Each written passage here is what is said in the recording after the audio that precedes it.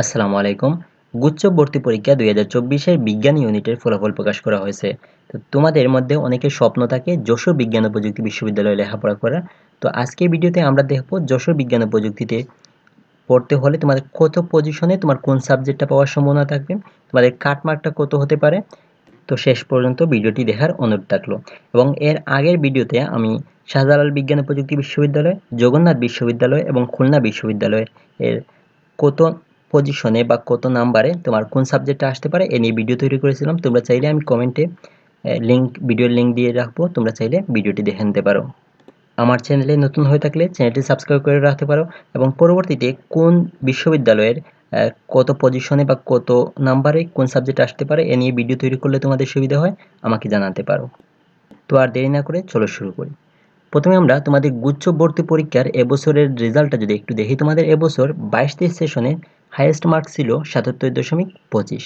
তোমাদের 70-এর উপরে মার্ক পেয়েছে মাত্র 4 জন, 60-এর উপরে মার্ক পেয়েছে মাত্র 84 জন, 55-র উপরে মার্ক পেয়েছে মাত্র 440 জন, 50-এর উপরে মার্ক পেয়েছে মাত্র 2022 জন, 45-এর উপরে মার্ক পেয়েছে মাত্র 6716 জন এবং 40-এর উপর মার্ক পেয়েছে 16346 জন, 35-এর উপর মার্ক পেয়েছে 31,217 জন। এবং তোমাদের পাশের হারটা এবার খুবই কম, তোমাদের পাশের হার হচ্ছে মাত্র 33.98%। তোমাদের আসন সংখ্যা এবার আছে মোট 13,213-র চেয়ে বেশি, তোমাদের সাথে বিভাগ পরিবর্তনেরও আসন সংখ্যা আছে। তো মোট 13,200-র চেয়ে বেশি আসন সংখ্যা তোমাদের আছে।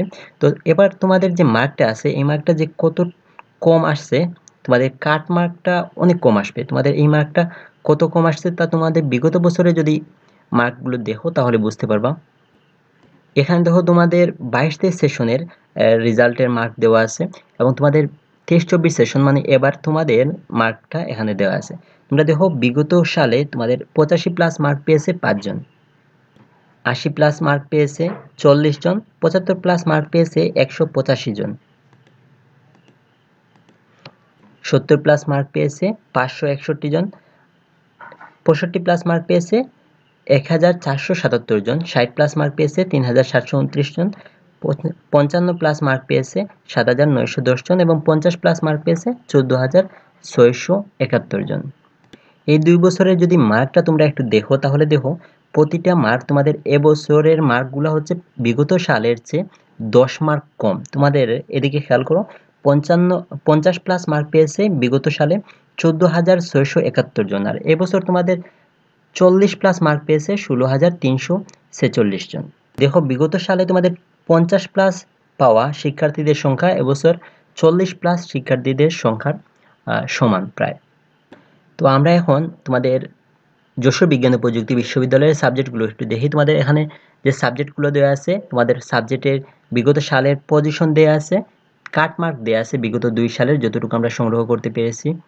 এখানে খেয়াল করো তোমাদের বিগত সালে যে সিএসসি ত্রিপলি এগুলোর যে কাটমার্কটা দেওয়া আছে, তোমাদের এই ক্ষেত্রে বিগত সালে তোমাদের 52.25 পেয়ে সিএসসি পেয়েছে লাস্ট এবং 52.50 পেয়ে লাস্ট ত্রিপলি পেয়েছে। তো এই বছরের ক্ষেত্রে তোমাদের এই মার্কটা 45+ হলেই আমি আশা করি যে সিএসসি ত্রিপলি তোমরা পেয়ে যাবে।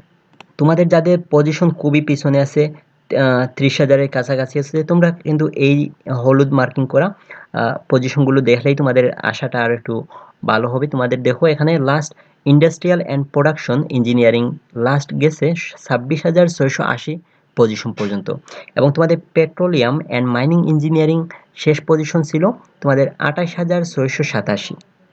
তো তোমাদের যাদের পজিশন 30,000-এর কাছাকাছি তাদেরও কিন্তু সাবজেক্ট পাওয়ার সম্ভাবনা আছে।